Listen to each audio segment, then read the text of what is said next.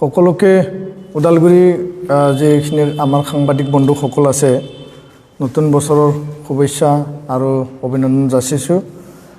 আজিৰ এই সংবাদ মেলৰ যোগেদি নিখিল বড়ো ছাত্ৰ সন্থাৰ তৰফৰ পৰা অসমবাসীক আৰু বিটিয়াৰবাসীক নতুন বছৰ 2021 এফচুৰ তৰফৰ পৰা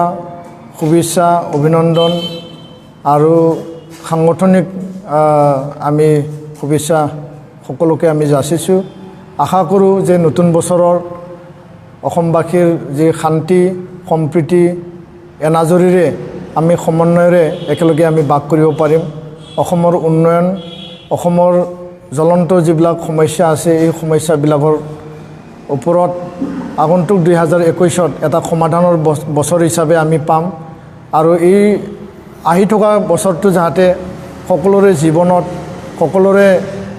সমাজত বা সকলো জাতি জনগোষ্ঠীৰ মাজত যাতে এটা সমস্যা সমাধানৰ আৰু শান্তিৰ এটা বছৰ হিচাপে প্ৰতিষ্ঠা হয় বা এইটো শান্তিৰ বছৰ হিচাপে আমি পাবলৈ পাৰোঁ তাৰ কাৰণে ঈশ্বৰৰ ওচৰত ভগৱানৰ ওচৰত প্ৰাৰ্থনা জনাইছোঁ।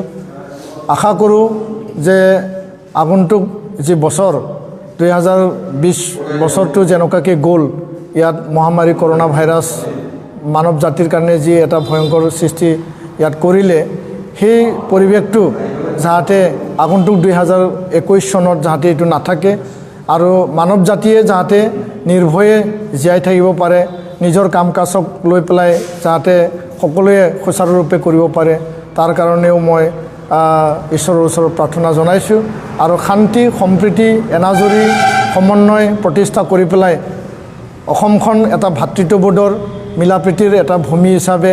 বা আমাৰ যিখিনি কলা সংস্কৃতি ভাষা ভাষী আছে সকলো দিশত যাতে আমি আগুৱাই যাব পাৰোঁ, শিক্ষা দীক্ষা ক্ষেত্ৰত বা অৰ্থনৈতিক ক্ষেত্ৰত যাতে আমি আগুৱাই যাব পাৰোঁ তাৰ কাৰণে আমি নিখিল বড়ো ছাত্ৰ সন্থাই অসমত বা বিটিয়াৰত আমি সকলো জাতি জনগোষ্ঠীক একেলগে লৈ পেলাই আমি কাম কৰিব বিচাৰিছোঁ আৰু এই এটা বাৰ্তা বা এই এটা বাণীৰে আমি সদায় কাম কৰি যাম। আমি সদায় সকলো জাতি জনগোষ্ঠীৰ উন্নয়ন বিচাৰোঁ, শান্তি বিচাৰোঁ আৰু সম্প্ৰীতি আমি গঢ়িব বিচাৰোঁ। এই সমন্বয় যাতে সকলো দল সংগঠন সকলো জাতি জনগোষ্ঠীয়ে যাতে আঁকোৱালি লয় এই কাৰণে মই নতুন বছৰৰ খুবেই আশাবাদী আৰু এই নতুন বছৰ সকলোৰ কাৰণে যাতে এটা ভাল বছৰ হিচাপে পৰিগণিত হয়, সকলোৰে যি আশা আকাংক্ষা এইটো যাতে প্ৰতিফলিত হয় আৰু সকলোৱে এই বছৰটো যাতে ভাল ধৰণে উপভোগ কৰিব পাৰে এই কাৰণে মই অসমবাসীলৈ এই বাৰ্তা মই প্ৰেৰণ কৰিছোঁ। দ্বিতীয় কথাটো হ'ল যে যোৱাকালি অসম বিধানসভাত শীতকালীন অধিৱেশনত বড়ো ভাষাক অসমৰ সহযোগী চৰকাৰী ভাষা হিচাপে যি এটা বিল আনি পেলাই ইয়াক সৰ্বসন্মতিভাৱে পাছ কৰা হ'ল আৰু তাৰ লগতে Bodo Kachari welfare autonomous council যি বিটিআৰ চুক্তিত লিপিবদ্ধ আছিল, বড়ো ভাষা সহযোগী ভাষা এইটো লিপিবদ্ধ আছিল। সেই দুইটা বিল অসম চৰকাৰৰ মুখ্যমন্ত্ৰী ডাঙৰীয়াৰ নেতৃত্বত আৰু অসমৰ বিত্ত স্বাস্থ্যমন্ত্ৰী ডাঙৰীয়াৰ নেতৃত্বত একেলগে অসমৰ বিধানসভাত মজিয়াত ৰুলিং আৰু বিৰোধী উভয় সদনে সৰ্বসন্মতিভাৱে যি গৃহীত কৰিলে ই এটা হিষ্টৰিক ষ্টেপ, এইটো এটা ঐতিহাসিক এটা দিন বুলি মই ক'ব বিচাৰোঁ আৰু বড়োসকলক যি মৰ্যাদা দিলে এই চুক্তিৰ যোগেদি বা অসম চৰকাৰে এই চুক্তিক ৰূপায়ণৰ ক্ষেত্ৰত যিখিনি আগভাগ ল'লে মই অসমৰ মুখ্যমন্ত্ৰী সৰ্বানন্দ সোণোৱাল ডাঙৰীয়া আৰু লগতে অসমৰ বিত্ত স্বাস্থ্যমন্ত্ৰী ডক্টৰ হিমন্ত বিশ্ব শৰ্মা ডাঙৰীয়া আৰু গোটেই চৰকাৰখনক ধন্যবাদ জনাইছোঁ, কৃতজ্ঞতা মই যাচিছোঁ আৰু আহি থকা সময়ত যাতে যিখিনি দফাবিলাক ৰূপায়ণ কৰাৰ কাৰণে এতিয়া আৰু বাকী আছে সেই দফাবিলাক পৰ্যায়ক্ৰমে যাতে ৰূপায়ণ কৰাৰ ক্ষেত্ৰত অসম চৰকাৰে দায়িত্ব সহকাৰে কাম কৰে। দ্বিতীয় কথাটো হ'ল যে যোৱা এই মাহৰ শেষত পিনি আমি কেন্দ্ৰীয় গৃহমন্ত্ৰী অমিত শ্বাহ ডাঙৰীয়াক জালুকবাৰীৰ যি PWD গেষ্ট হাউচ আছিল তাত আমি নিখিল বড়ো ছাত্ৰ সন্থা আমি মিলিত হৈছিলোঁ আৰু তাতে আমি এটা স্মাৰক পত্ৰ প্ৰদান কৰিছিল। সেই স্মাৰক পত্ৰত আমি স্পষ্ট ভাষাৰে আমি লিখিছোঁ যে শান্তি যিহেতু প্ৰতিষ্ঠা হ'ল, শান্তি যিহেতু ইয়াত বিৰাজমান হ'ল আৰু এতিয়া চুক্তি ৰূপায়ণৰ লগতে বাকী কাম কাজখিনি কৰিব লাগে। তো যিখিনি একৰ্ডৰ দফাত লিখা আছিল যে সকলো লিডাৰ আৰু কেডাৰ যি NDBৰ তেওঁলোকৰ কেছ নিষ্পত্তি কৰা, সেই বিষয়ে আমি গৃহমন্ত্ৰী ডাঙৰীয়াক আমি আহ্বান জনাইছোঁ। আৰু কেছ নিষ্পত্তি হওঁতে নিশ্চয় সময় লাগিব পৰ্যায়ক্ৰমে, কিন্তু জেলত ৰঞ্জন দৈমাৰী ডাঙৰীয়াকে ধৰি NDB আৰু NDBSৰ আটাইবিলাক লিডাৰ আৰু কেডাৰবিলাক এতিয়াও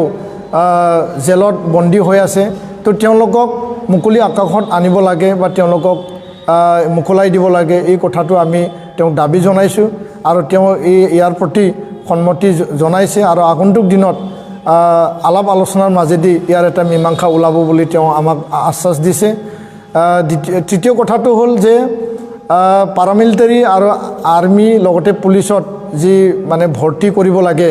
এই দফাত যি লিখা আছিল সেই দফাত লিখা মতে আগন্তুক জানুৱাৰী বা ফেব্ৰুৱাৰী মাহৰ ভিতৰতে যাতে কেন্দ্ৰীয় গৃহমন্ত্ৰী ডাঙৰীয়া আৰু অসম চৰকাৰ একেলগে মিলি বা BTR চৰকাৰ একেলগে মিলি সেই যি দফা ৰূপায়ণৰ কাৰণে বা ভৰ্তি যি স্পেচিয়েল ৰিক্ৰুটমেণ্ট ড্ৰাইভ এইটো কৰিব লাগে, এই কথাটো আমি আগন্তুক দিনত আমি চৰকাৰৰ তৰফৰ পৰা ৰূপায়ণ কৰাৰ ক্ষেত্ৰত আমি আশা কৰিম আৰু চৰকাৰে যাতে এইটো সময় সাপেক্ষে এইটো কৰে, এই কথাটো মই ব্যক্ত কৰিছোঁ। নিখিল বড়ো ছাত্ৰ সন্থা সংগঠন হিচাপে আমি নতুন বছৰত কিছু কাৰ্যপ্ৰণালী বা কাৰ্যপন্থা আমি হাতত ল'ম। যিহেতু শিক্ষা এটা জাতি, এটা ৰাজ্য বা দেশৰ মূল মানে ভেটি আৰু শিক্ষাৰ অবিহনে কোনো দেশ বা জাতি বা সমাজ কেতিয়াও আগলৈ যাব নোৱাৰে। তো নিখিল বড়ো ছাত্ৰ সন্থা যোৱা 15 বছৰে গুণগত শিক্ষাৰ কাৰণে আমি কাম কৰি আহিছোঁ আৰু আজি তাৰিখত আমি আগন্তুক যি বছৰ আছে, আহি থকা বছৰত গুণগত শিক্ষাক লৈ পেলাই অধিক কাম কৰিবৰ কাৰণে আমি ইয়াত মানে ঠিক কৰিছোঁ। কিয়নো নিউ এডুকেশ্যন পলিচি 2021ত এইটো ইয়াত লাগু হ'বলৈ গৈ আছে আৰু তাৰ যোগেদি যাতে প্ৰাইমাৰী স্তৰৰ পৰা আমাৰ প্ৰাথমিক পৰ্যায়ৰ পৰা PG পৰ্যায়লৈকে সকলো যিখিনি আমাৰ ছাত্ৰ ছাত্ৰী আছে, সেই ছাত্ৰ ছাত্ৰীখিনিক গুণগত শিক্ষা দিয়াত বা তেওঁলোকক মানৱ সম্পদ হিচাপে গঢ় দিয়াত আমি গুৰুত্ব সহকাৰে ল'ব পাৰোঁ। আৰু ইয়াৰ কাৰণে আমি কাউন্সিলিং কৰা, মটিভেশ্যন কৰা, শিক্ষকৰ লগত আলোচনা কৰা, গাৰ্জেনৰ লগত আলোচনা কৰা, ছাত্ৰ ছাত্ৰীক লৈ পেলাই আমি কেৰিয়াৰ কাউন্সিলিং, মটিভেশ্যন বা বিভিন্ন যিখিনি কৰ্মসূচী আছে আমি এইটো ৰূপায়ণ কৰিম। আৰু লগতে APSC আৰু UPSC মেডিকেল আৰু ইঞ্জিনিয়াৰিঙৰ কাৰণে আমি আগন্তুক দিনত আমি ঠিক কৰিছোঁ যে কোকৰাঝাৰ আৰু ওদালগুৰিত দুটা চেণ্টাৰেৰে যিহেতু আমি অৰিয়েণ্টেশ্যন কাৰ্যসূচী যোৱা 8-10 বছৰে আমি কৰি আহিছোঁ, তো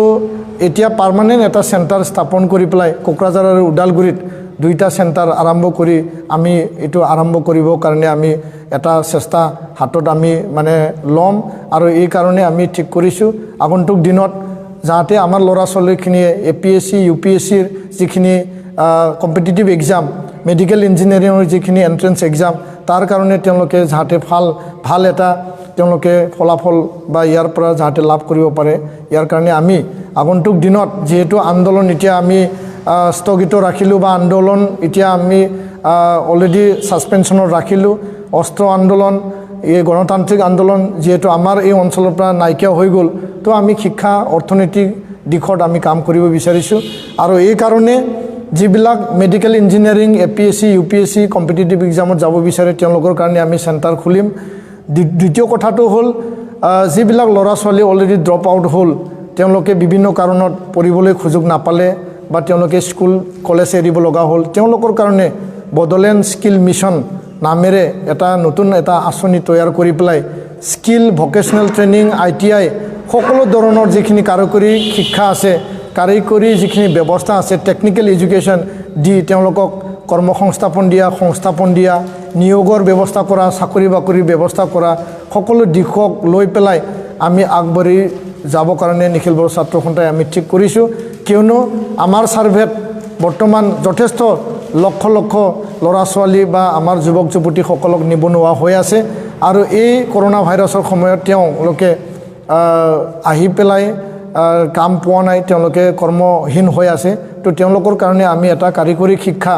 বডোলেণ্ড স্কিল মিছন যোগেদি আমি কাম কৰি পেলাই তেওঁলোকক সংস্থাপন দিয়াৰ কাৰণে আমি ঠিক কৰিছোঁ ধন্যবাদ